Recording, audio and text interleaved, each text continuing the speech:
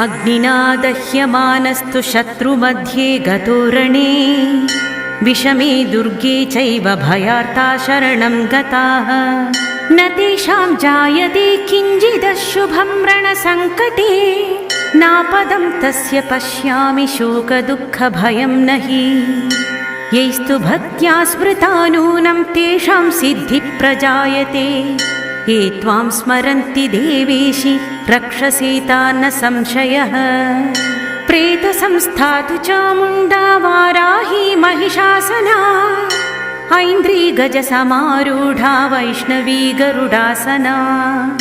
Maheshwari वृषारूढा Kaumari शिखिवाहना Lakshmi padmasana Devi Padmahasta Haripriya श्वेतरूप